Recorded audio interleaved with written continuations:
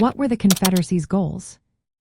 Have you ever wondered what the Confederacy aimed to achieve during the American Civil War? Their goals were quite clear and shaped the course of history. The primary objective was to establish a separate nation, independent from the United States. This independence meant creating a government that could operate without interference from federal authorities. A key part of this goal was the protection of what they called Southern institutions, which mainly referred to slavery.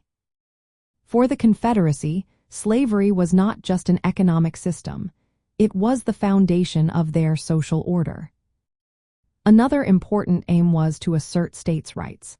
The Confederacy believed that individual states should have the power to govern themselves, especially regarding issues like slavery and local laws.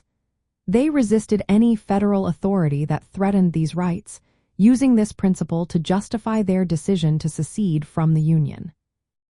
Military strategy also played a significant role in their goals. The Confederacy aimed to defend its territory against Union invasions and control strategic regions. Initially, they adopted a cordon defense strategy, trying to protect the entire stretch of Confederate territory from Virginia to Texas. This approach was partly political, as leaders needed to show strength and protect their slave system across all areas. They planned offensives to secure key locations like Missouri, Nashville, eastern Tennessee, and parts of the Mississippi River region.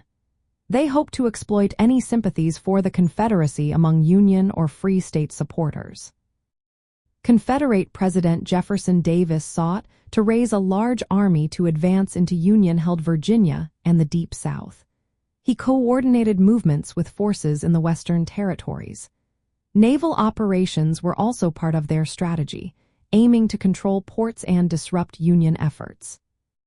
These goals were interconnected, with the preservation of slavery being the central cause that influenced their political and military actions.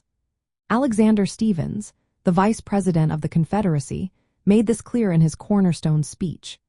He stated that the Confederacy was founded on the principle of racial inequality and the continuation of slavery.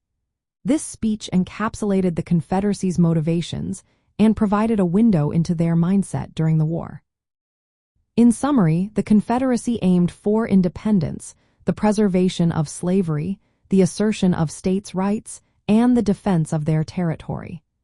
These goals were deeply intertwined, shaping their actions throughout the American Civil War.